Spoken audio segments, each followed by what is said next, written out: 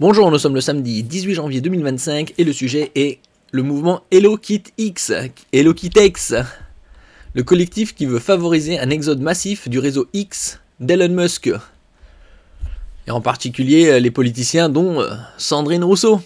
Jugeant toxique et dangereux le réseau social détenu par Elon Musk, le collectif HelloKitX appelle institutions, politiques, médias et citoyens à quitter X pour d'autres plateformes en leur favorisant une application de migration simplifiée. Un appel qui résonne avec un mouvement global en cours depuis plusieurs mois.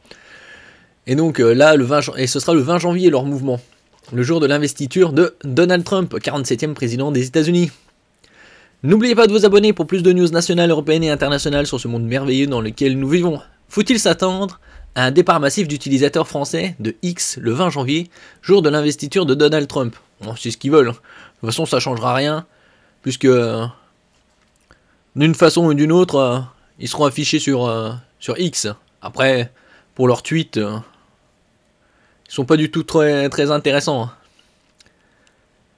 C'est la date symbolique qui a été choisie par le collectif HelloKitX. Et ici, on peut voir hellokitx.com. Le 20 janvier, jour de l'investiture de Donald Trump, quittons X. Qu'est-ce que ça a à voir, politiciens français, médias français, avec Donald Trump, président des États-Unis? C'est vraiment pour faire parler d'eux. Hein. Là, on voit le compte à rebours. Une journée, 9h57 minutes. Bon, c'est marrant puisque suivez HelloKitX sur Mastodon, Blue Sky, YouTube, Instagram et Twix. Twitter X. Pour appeler les utilisateurs français, en particulier les institutions, les politiques et les médias, à quitter le réseau social autrefois connu sous le nom de Twitter et devenu propriété d'Elon Musk en 2022. Il a payé 44 milliards. Rien que ça. Les annonces de départ du réseau social créé en 2006, bientôt 20 ans, se multiplient depuis plusieurs semaines. La mairie de Paris, l'Institut Pasteur, la Ligue des droits de l'homme, Emmaüs France ou encore la Voix du Nord ont ainsi communiqué sur leur départ de X cette semaine. Ils ont suivi l'exemple de Greenpeace France, de la CFDT, de l'Assistance publique Hôpitaux de Paris, qui regroupe 38 hôpitaux parisiens, du Mémorial de Caen, de plusieurs universités et grandes écoles comme Polytechnique, des médias Ouest France et Mediapart, ou encore des personnalités politiques comme Yannick Jadot. Bon, est-ce que ça changera quelque chose? Pas mal de gens s'en foutent. Hein. C'est juste un mouvement qui fait un peu parler de lui. Notre app est sortie, déménagez de X avec vos communautés en moins de 5 minutes et arrêtez de subir l'environnement toxique de X. Le 20 janvier, on vous reconnecte avec tous vos followers de X, mais sur Blue Sky et Mastodon. Bon, ça fera de la concurrence, c'est bien pour eux. Yes Weekend, oh là, ça, c'est naze. Voilà, un tweet de Sandrine. Hier, j'ai envoyé ce courrier à tous les députés de NFP pour les inviter à quitter X. On se lève, on se casse. Oui, allez, bon vent. On doit tous quitter X. Marine Tondelier. C'est la sœur de CTLM, avec sa veste verte. Le réseau social Twitter n'est pas seulement pénible, mais il est aussi dangereux. La question de le quitter se pose bien évidemment, mais ne suffira pas. Il faut l'interdire. Ah oui, ça, on est dans le turbo-communisme, il faut l'interdire. Voilà, c'est pas une question de liberté d'expression. C'est une question de fabrique de l'opinion et d'ultra-riches qui accumulent les richesses et qui, une fois qu'ils ont accumulé suffisamment de richesses, essayent d'acheter le pouvoir. C'est ça dont il est question aujourd'hui et c'est pour ça que des fois on passe pour des fleurs bleues à défendre une information indépendante, à défendre la lutte contre la concentration des médias.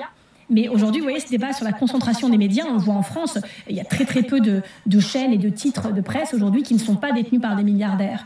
Mais il faut aussi prendre en compte maintenant les réseaux sociaux dans ce calcul. Et ça fait partie de la fabrique de l'opinion, ça a une prise sur le réel, ça a des impacts sur les résultats des élections. Donc moi, je vais vous dire, Twitter, ça fait partie, et je pense que c'est au sommet, des critères de pénibilité de ma fonction politique. Dans mon quotidien, c'est un critère de pénibilité et de souffrance.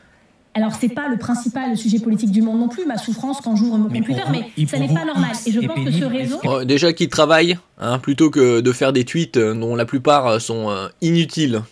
X est devenu dangereux. Bien On sûr. voit notamment son propriétaire Elon Musk faire campagne, par exemple, pour l'extrême droite, l'AfD, en Allemagne. Oui. C'est pénible ou c'est dangereux?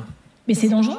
parce que c'est une remise en question de nos démocraties. Est-ce qu'il faudrait imaginer, par exemple, qu'on suspende Twitter pendant les périodes électorales? J'ai dit à la première occurrence, on m'a posé cette question il y a quelques semaines, que Twitter devait être soit régulé, soit interdit.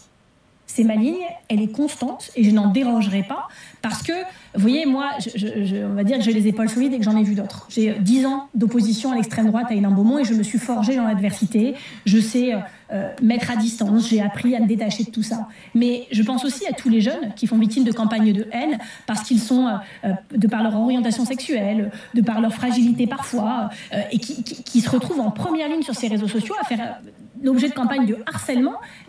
On voit, il y a chaque année des enfants qui se suicident parce que leur harcèlement scolaire passe maintenant par les réseaux sociaux et les poursuit jusque chez eux, atteint leur réputation, parce qu'ils lisent des horreurs sur leur orientation sexuelle tous les jours sur ces plateformes et qu'on ne peut pas laisser faire ça comme si c'était juste une liberté d'expression. Vous savez, dans la loi, aujourd'hui, il y a des propos qu'on ne peut pas tenir. Ouais. Marine Tondelier, Yannick Jadot, sénateur écologiste, candidat à la dernière élection présidentielle, a décidé et a annoncé qu'il allait quitter X.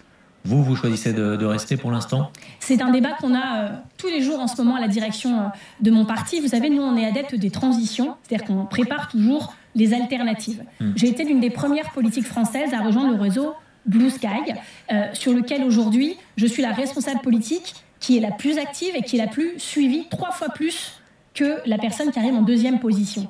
Donc nous misons sur ces réseaux, sur Blue Sky, sur Mastodon, qui a aussi le gros avantage d'être une plateforme décentralisée. C'est-à-dire qu'ils ont plusieurs serveurs, même s'il y en a un qui est plus actif aujourd'hui. Et donc, vous voyez, sur Mastodon, personne ne peut prendre le contrôle sur tout ce réseau social.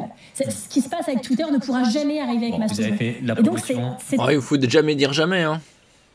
Très important. Non, mais je le dis parce que on dit est-ce que vous avez quitté Twitter? Bah oui, mais c'est nos outils de travail et c'est les vôtres aussi. Et donc c'est pas moi toute seule. On doit tous quitter Twitter. Et moi j'ai posé hier la question au chef des autres partis du Nouveau Front Populaire parce que j'estime que moi toute seule qui quitte un réseau, j'ai regretté de vous annoncer que ça n'a pas énormément d'impact. Si tout le Nouveau Front Populaire le fait, alors oui, ça en a. Et c'est pour ça qu'à un moment on est dans une théorie des jeux. C'est-à-dire que c'est moi je vais quitter, mais les autres qu'est-ce qu'ils font? Et donc c'est pour ça que je dis que ce réseau doit être interdit en Europe. Parce que je le quitte ou pas, il aura quand même un impact sur le réel. Il contribuera quand même à déstabiliser les prochaines élections. Et on sait que leur ennemi, aujourd'hui, que ce soit à Poutine ou à Donald Trump, c'est la démocratie en Europe et la force que peut avoir le continent européen contre eux et par devers eux. Et donc il faut, oui, agir fortement pour protéger notre démocratie et protéger l'information sur notre territoire. Ouais, Internet est vaste, hein. Il y a plein de réseaux sociaux. Ils peuvent aller où ils veulent. Pas de problème que ce soit sur Blue Sky, Mastodon, X. Pas que tout soit concentré sur une seule place. Comme il y a un peu plus de... C'était il y a 5 ans, quand Donald Trump avait été banni de Twitter. Il avait migré vers Truth Social, une autre plateforme. Donc il n'y a pas de problème pour eux d'aller sur une autre plateforme sociale. Merci pour votre écoute et à la prochaine.